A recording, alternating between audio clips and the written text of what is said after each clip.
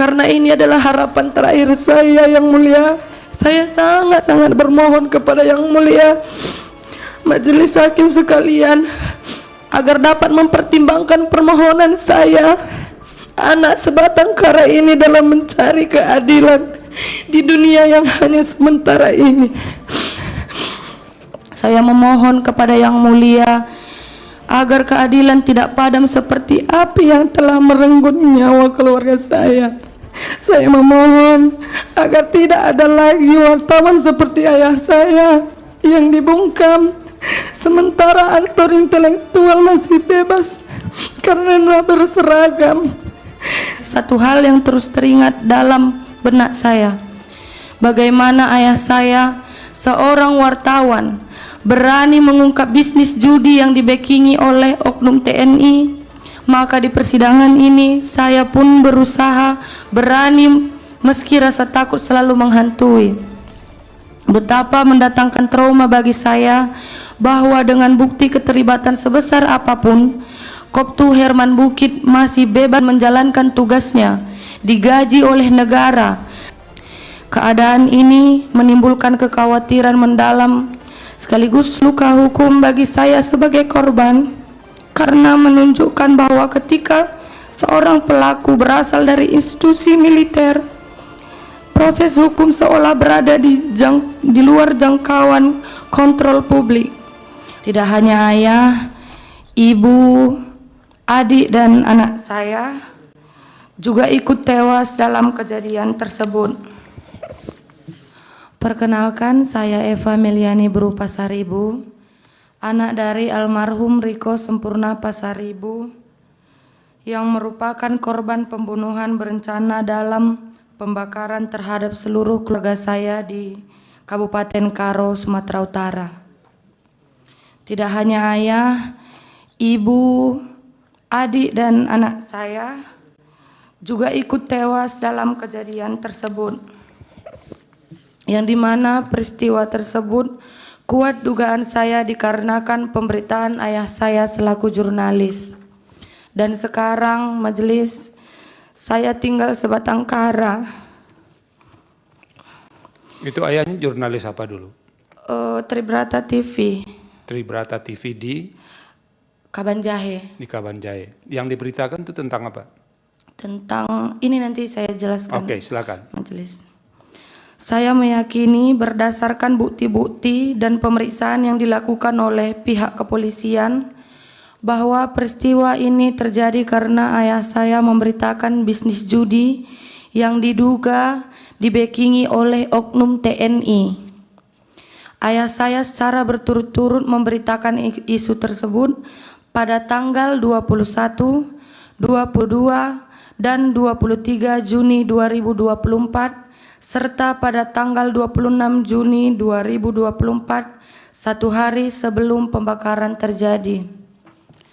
Dalam pemeriksaan dan bukti-bukti yang telah ditemukan, terungkap bahwa 1. Ayah saya didatangi oleh Koptu Herman Bukit yang meminta agar ayah saya menurunkan atau meng-take down berita terkait bisnis judi. 2. Ayah saya merasa terancam dan mengatakan akan meminta perlindungan ke Polda Sumut. 3. Ayah saya mengirim pesan bahwa ia merasa sangat terancam oleh Koptu Herman Bukit, dan pesan itu juga ia sampaikan kepada Kasat Reskrim Polres Tanah Karo. 4. Koptu HB juga mengirim pesan kepada Pemret ayah saya agar menurunkan berita tersebut. 5. Dari hasil investigasi, ayah saya dihimbau untuk tidak pulang ke rumah karena alasan keamanan. 6. Bebas Ginting, seorang pengawas lokasi judi yang diberitakan, justru tidak memiliki masalah apapun dengan ayah saya, melainkan hubungan mereka sangatlah akrab. 7.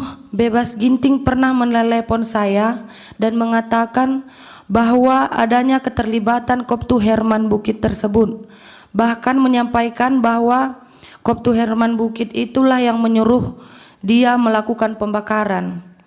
8. Bebas Ginting juga menyampaikan di persidangan bahwa ada pihak lain yang terlibat dan para eksekutor menerima uang 1 juta rupiah sebagai bonus karena telah melakukan pembakaran.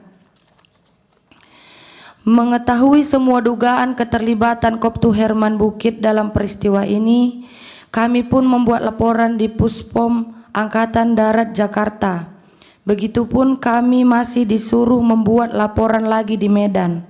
Kami mengikuti semua prosedur, tetapi berjalannya waktu, pihak Pomdam 1 Bukit Barisan tidak memberikan hasil pemeriksaan mereka.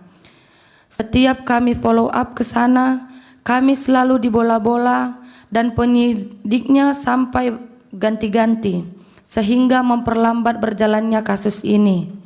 Kami juga sudah advokasi di nasional, mendatangi Puspom Angkatan Darat di Jakarta, dan Wadansat Idik Puspom Angkatan Darat menyampaikan kepada kami kalau akan segera ditetapkan tersangka. Tetapi ketika kami kembali ke Medan, kami kembali dihadapkan kepada proses yang tidak jelas dan tidak transparan dari Pomdam 1 Bukit Barisan. Yang Mulia Majelis Hakim, perbedaan perlakuan antara pelaku sipil dan pelaku dari unsur militer sangat terlihat dari awal penanganan perkara. Para pelaku sipil ditangkap cepat, ditahan, diperiksa secara terbuka, dan proses persidangan berjalan dengan akses publik penuh.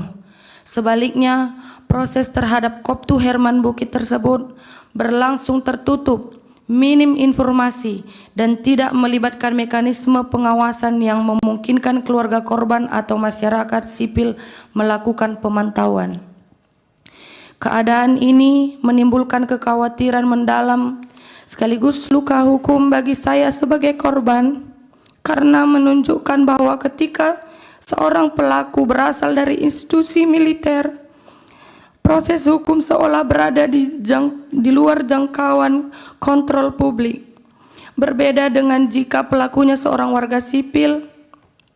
Dalam konteks ini, pemberitaan media secara konsisten menggarisbawahi bahwa ketertutupan peradilan militer dan kewenangan internal institusi TNI berpotensi membuat proses hukum terhadap anggotanya tidak akuntabel dan rawan melahirkan impunitas.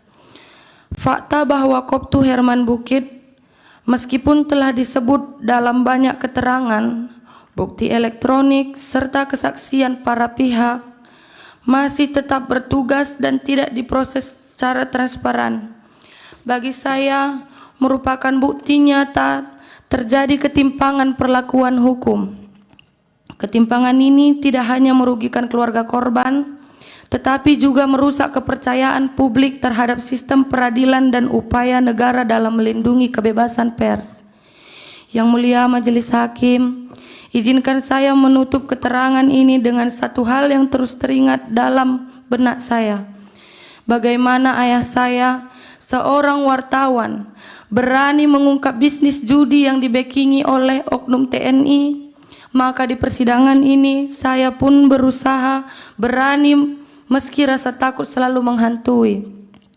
Betapa mendatangkan trauma bagi saya bahwa dengan bukti keterlibatan sebesar apapun, Koptu Herman Bukit masih bebas menjalankan tugasnya, digaji oleh negara, sementara para eksekutor lainnya sudah dijatuhi hukuman pidana seumur hidup.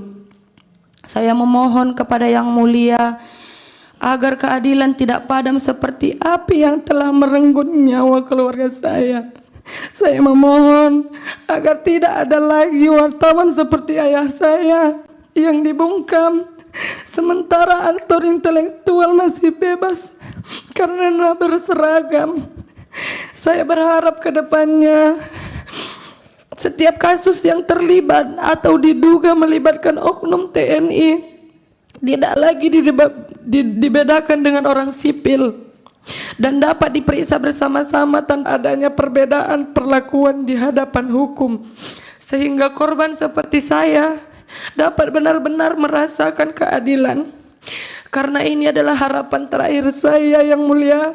Saya sangat-sangat bermohon kepada Yang Mulia Majelis Hakim sekalian agar dapat mempertimbangkan permohonan saya, anak sebatang kara ini, dalam mencari keadilan di dunia yang hanya sementara ini.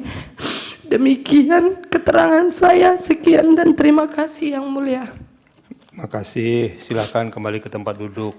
Itu udah didengar Pak Dirjen sendiri itu Bu permintaannya. Dicatat itu Pak. Itu. Soalnya kalau kasus konkretnya nggak bisa diselesaikan di sini Bu. Kasus konkretnya di tempat lain. Tapi catatan Ibu itu biar nanti jadi catatan sama Pak Dirjen ya. Jangan nangis lagi Bu, nanti kita semua dalam ruangan ini nangis, nggak jadi sidang kita ini. Berikutnya Ibu Leni Damanik ya. Silakan Bu. Ibu mau di sana juga? Atau di sini? Kalau sana dekat Pak Dirjen Bu.